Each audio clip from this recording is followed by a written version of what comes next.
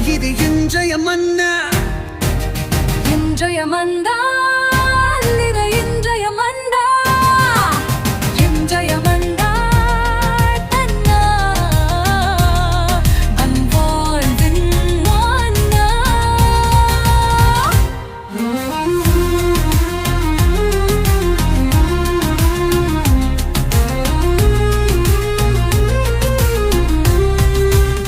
இயேசுவுக்கு பிரியமான அன்பு இறை உறவுகளே, நண்பர்களே, உங்களை சிறப்பாக இந்த புதிய நாளில் சந்திப்பதில் மிகுந்த மகிழ்ச்சி. அன்புக்குரியவர்களே, இன்று செவ்வாய்க்கிழமை கோடி அற்புதர் பதுவை அந்தோணியாருக்கு ஒப்பு கொடுக்கப்பட்ட நாள். அன்புக்குரியவர்களே, இவர் ஏழைகளின் புனிதர், அப்பாவி மக்களின் புனிதர், தேவைகளை நிறைவேற்றக்கூடிய ஒரு புனிதர், மக்களுடைய மனங்களை புரிந்து கொண்டு அவர்களை இறைவனிடம் அழைத்து செல்லக்கூடிய ஒரு புனிதர் என்று இந்த புனிதரை பற்றி நிறைய பேசிக்கொண்டே இருக்கலாம். அவ்வளவு வியந்து பார்க்கிற அளவிற்கு, அவ்வளவு ஆழமான நம்பிக்கை அவர் மீது வைப்பதற்கு நாம் அவருடைய பரிந்துரையால் பல்வேறு நல்ல காரியங்களை பெற்றுக்கொண்டிருக்கிறோம். அப்படிப்பட்ட நல்ல புனிதரை, ஒரு மனிதரை இயேசு நமக்காக கொடுத்திருக்கிறார். எனவே துன்பப்படுவோரை, கண்ணீர் வடிப்போரை இந்த புனிதர் இயேசுவினிடம் கொண்டு சென்று எல்லாவற்றையுமே நிறைவாக பெற்றுக் கொடுக்கிறார். அற்புதங்கள் 1, 2 அல்ல, கோடிக்கணக்கு. அப்ப இதுதான் இவருக்கே ஒரு பெரிய பெயர், கோடி அற்புதர். ஒவ்வொரு நாளும், குறிப்பாக இந்த செவ்வாய்க்கிழமை நாட்களிலே இந்த புனிதரை நாடி வேண்டி வருகிற ஒவ்வொருடைய நம்பிக்கையாளர்கள் ஒவ்வொருவரையுமே இந்த புனிதர் இயேசுவினிடம் அழைத்து செல்லுகிறார். அவர்களை இயேசுவினுடைய பாதத்தை ஒப்பு கொடுத்து ஜெபிக்கிறார். நமக்காக எல்லாவற்றையும் பெற்றுக் கொடுக்கிறார். அப்படி இந்த புனிதருடைய நல்ல பண்புகளை நமதாக மாற்றி இயேசுவோடு இணைந்து பயணிக்க இந்த புனிதருடைய தோழமையையும் பரிந்துரையை நாம் பெற்றுக்கொண்டு நினைப்பது எல்லாம் பெற்றுக்கொள்ள சிறப்பாக இந்த பக்தி முயற்சியை கடைபிடிக்க உங்களை அழைக்கிறேன். கோடி அற்புதர் உங்களுக்காக பரிந்து பேசுகிறார். உங்களுடைய தேவைகளை எல்லாம் நிறைவாக உங்களுக்கு கொடுத்து நிறைவான ஒரு வாழ்வை காண செய்வார் என்பதிலே ஐயமில்லை. அன்புக்குரியவர்களே, இன்று சிறப்பாக அக்டோபர் மாதத்தினுடைய 7ஆம் நாளிலே நம்முடைய தாயாம் திரு அவையானது புனித ஜெபமாலை அன்னை விழாவை கொண்டாடுகிறது. புனித ஜெபமாலை அன்னை பல்வேறு இடங்களிலே காட்சி கொடுக்கிற பொழுதெல்லாம் ஜெபமாலையை கையில் ஏந்தி ஜெபமாலை ஜெபியுங்கள் என்று காட்சி கொடுத்திருக்கிறார்கள். இந்த ஜெபமாலை மிக வலிமையானது. இந்த அக்டோபர் மாதம் முழுவதுமே நாம் சிறப்பாக ஜெபமாலை ஒவ்வொரு நாளும் ஜெபித்து கொண்டுதான் இருக்கிறோம். ஜெபமாலை நமக்கு ஒரு பெரிய ஆயுதமாக மாறுகிறது. ஜெபமாலை ஜெபிக்க ஜெபிக்க ஜெபிக்க நாம் நல்ல மனிதர்களாக, இறை பிள்ளையாகவே மாறுகிறோம் என்பதிலே ஐயமில்லை. ஆம் அன்புக்குரியவர்களே, இந்த ஜெபமாலை மிக சக்தி வாய்ந்தது. இன்று ஜெபமாலை அன்னையினுடைய விழாவை கொண்டாடுகிற அந்த நேரத்திலே இந்த ஜெபமாலையை புரிந்து அறிந்து ஜெபமாலை ஜெபிக்க ஜெபிக்க நாம் இறைவனையே நினைத்து பார்க்கிறோம், அவரோடு நெருக்கமாக வாழ்கிறோம் என்பதை நாம் நினைவில் கொண்டு ஜெபமாலை ஜெபிக்க உங்களை அழைக்கிறேன். இந்த ஜெபமாலை என்று சொன்ன உடனே எனக்கு ஒரு சிறிய கதை நினைவுக்கு வருகிறது. பிரியமானவர்களே, கப்பலிலே பயணம் செய்து கொண்டிருக்கிறார்கள். அந்த கப்பலானது மிக அழகாகத்தான் சென்று கொண்டிருக்கிறது. திடீரென்று நடுக்கடலிலே அந்த கப்பலானது தீயினால் எரியப்படுகிறது. எரிந்த உடனே அந்த கப்பலிலே இருந்த எல்லாருமே என்ன செய்வதென்று தெரியாமல் பதறுகிறார்கள், பயப்படுகிறார்கள், உயிருக்கு பயந்து கடலிலே குதிக்கிறார்கள். சிலர் பேர் அந்த கப்பலிலேயே இருந்து மறுத்து விடுகிறார்கள். கடலை குதித்தவர்கள் நீந்த முடியாமல், அந்த நீச்சல் தெரியாமல் அவர்கள் கடலிலே மறித்து விடுகிறார்கள். இப்படி பல்வேறு மக்கள் அந்த கப்பலிலே குதித்து இறந்து கொண்டிருக்கிற சூழ்நிலையிலே ஒரு சகோதரி, கத்தோலிக்க சகோதரி, அந்த நேரத்துல கொஞ்சம் எப்படி நான் கப்பல்ல இருந்தாலும் சாக போறேன், தண்ணியில குதிச்சாலும் தான் சாக போறேன் அப்படின்னு சொல்லிட்டு என்ன பண்றதுன்னே தெரியல, குழம்பி கொண்டு இருக்கிறார்கள். அப்ப கையில ஜெபமாலை செஞ்ச ஜெபமாலை 53 மணி ஜெபமாலை சொல்லிட்டு கடல்ல குதிக்கிறாங்க. பிரியமானவர்களே, உங்களுக்கு ஒரு பெரிய ஆச்சரியம் என்ன அப்படின்னு சொன்னா, இந்த பெண்மணி கடல்ல குதிச்சாங்க, மற்றவர்களை போல குதித்து இரவு முழுவதும் இருக்கிறாங்க. ஏறக்குறைய 7 மணி நேரம் அவர்கள் கடல்ல நீந்தி சென்றார்கள். ஏன்னா 1 மணி நேரம் இல்லைங்க, ஒரு அரை மணி நேரம் நம்ம நீந்தினாலே டயர்ட் ஆகிடும், அதுக்கு மேலே முடியாது, அப்படியே சோர்ந்து போயிடுவோம். ஆனால் 7 மணி நேரம் இந்த பெண்மணி எப்படி நீந்தினாங்க, எப்படி இருந்தாங்கன்னு தெரியல. 7 மணி நேரம் கழிச்சு பார்த்தீங்கன்னா அவர் நீந்தி போகின்ற பொழுது மற்ற ஒரு படகானது வந்து அந்த சகோதரி காப்பாற்றி சென்றது.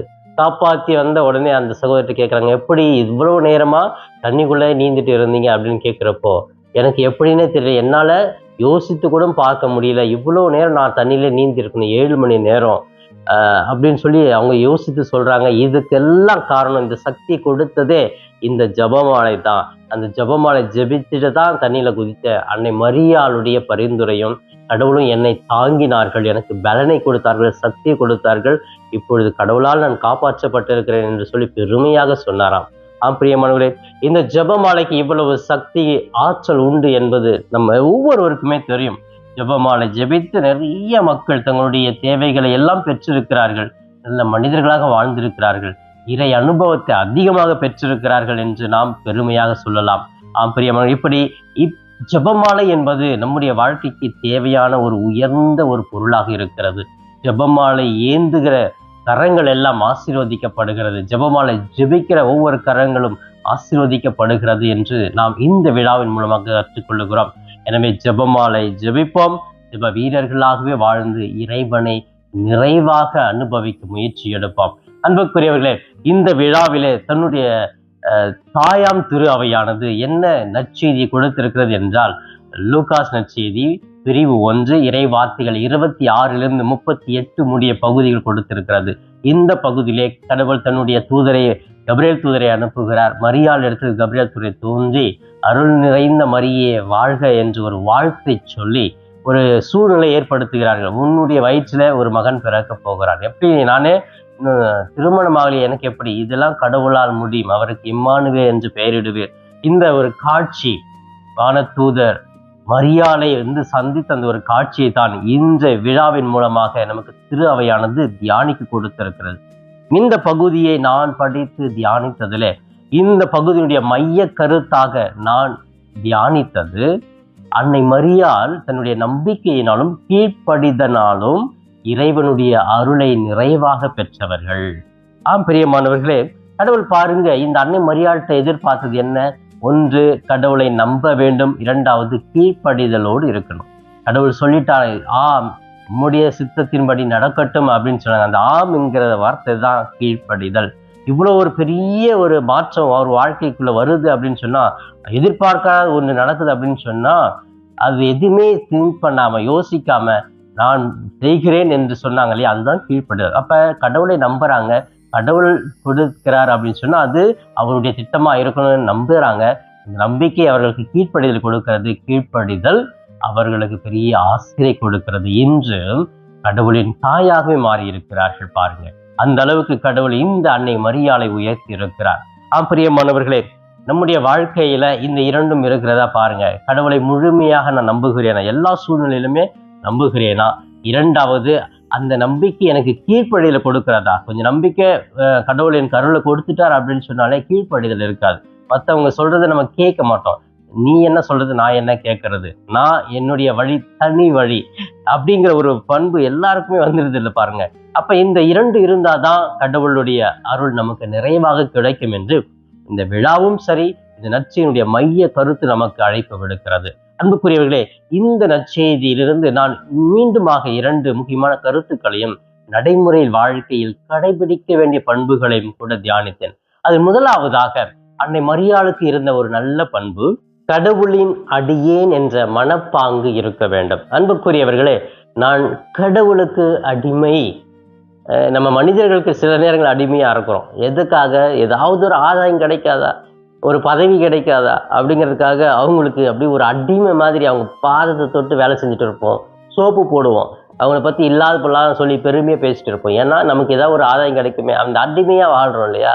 அவங்க சில நேரம் நம்ம ஏமாத்திட்டு போயிடுவாங்க. ஆனால் மனிதர்களுக்கு அடிமையாக இருப்பதை விட நான் கடவுளின் அடிமை, கடவுள் என்னை உருவாக்கினார், படைத்தார், அவருக்கு நான் அடிபடிந்து வாழ்வேன், அவர் சொல்வது எல்லாம் தட்டாமல் கேட்பேன். ஒரு அந்த கடவுளின் அடிமைத்தன்மை, ஒரு மனப்பான்கு நம்ம வளர்த்து கொள்ள வேண்டும். அது நம்முடைய வாழ்க்கையில் தினமும் இருக்க வேண்டும் என்றே இந்த நற்செய்தி நமக்கு அழைப்பு விடுக்கிறது. நான் கடவுளின் அடிமை, உமது சொற்படியே ஆகட்டும் என்று அன்னை மரியாள் சொன்னதை போன்று, ஆண்டவரே இயேசுவே, நான் உன்னுடைய அடிமை, நீ சொல்வதை நான் செய்கிறேன், உமது வார்த்தையின்படி நான் வாழ்கிறேன், என்னுடைய விருப்பம் அல்ல உம்முடைய விருப்பம் நிறைவேறட்டும் என்று ஒவ்வொரு நாளும் இந்த ஆண்டவர்கிட்ட எடுத்து சொல்லி நம்ம வாழ்கிற பொழுது இறைவன் ஆசை நமக்கு நிறைவாக கிடைக்கிறது.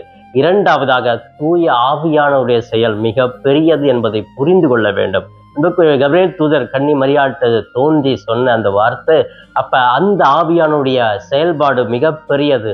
ஆவியானவர் நமக்கு எந்த நேரத்திலையும் தோன்றுவார், எப்பொழுது நமக்கு நினைவுபடுத்துவார், நல்ல செய்தியை கொண்டு வருவார், உண்மையான மகிழ்வான செய்தி நம்முடைய வாழ்க்கையில கொண்டு வரக்கூடியவர் இந்த ஆவியானவர். இந்த ஆவியில் நிரம்பி ஜெபிக்க வாழ நம் முயற்சி எடுக்க வேண்டும். ஆவியால் நம்மை வழிநடத்த முடியும். நமக்கு தெளிவான அனைத்து தூய ஆவியானுடைய கொடைகளையும் கனிகளையும் நிறைவாக கொடுத்து நாம் ஒவ்வொரு நாள் மகிழ்ந்திருக்க செய்ய முடியும் என்பதை உணர்ந்தவர்களாக இந்த தூய ஆவியானுடைய வல்லமை உணர்ந்து வாழ நம்மை அழைக்கிறது.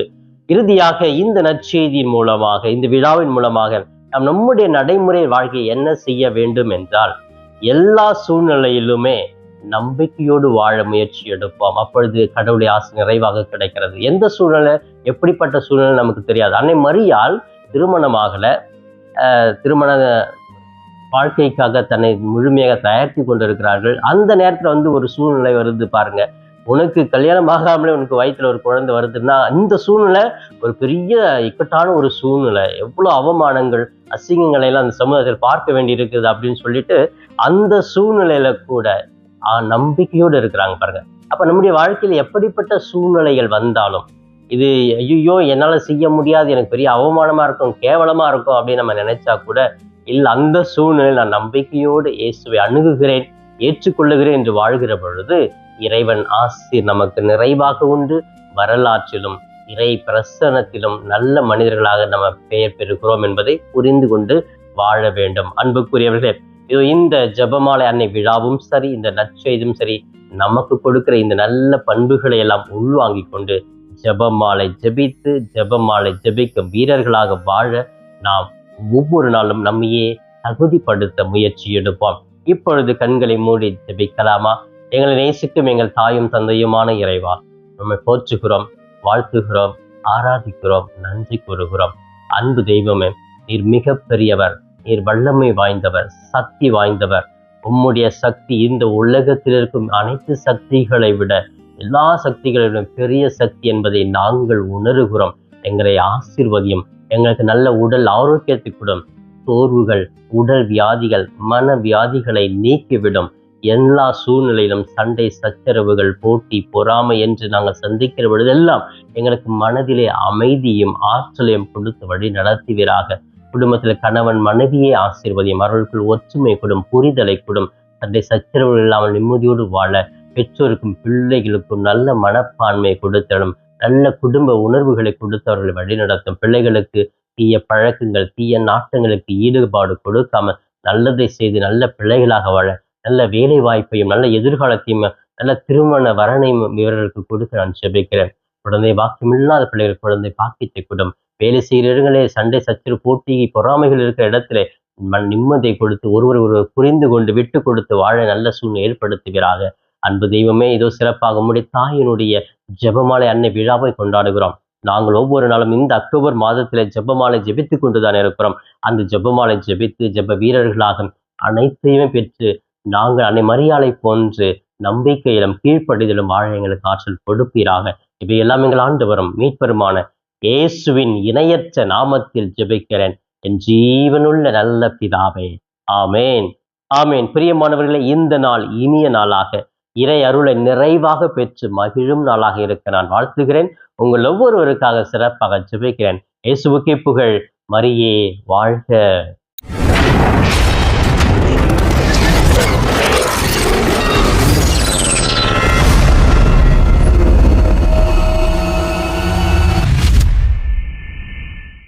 நண்பர்களே, இந்த காணொளியின் மூலமாக உங்களை சந்திப்பதில் மிகுந்த மகிழ்ச்சி.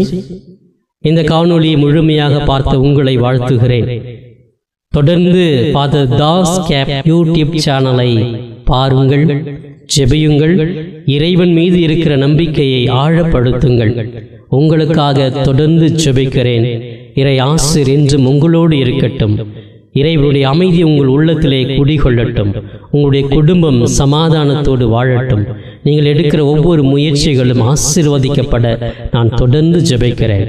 தொடர்ந்து இந்த சேனல் ஃபாதர் தாஸ் கேப் யூடியூப் சேனலை சப்ஸ்கிரைப் செய்துவிட்டு தொடர்ந்து வருகிற ஒவ்வொரு காணொளியும் பார்த்து இந்த யூடியூப் சேனலை தாங்கும்படி உங்களை பாசத்தோடு கேட்டுக்கொள்கிறேன். நன்றி.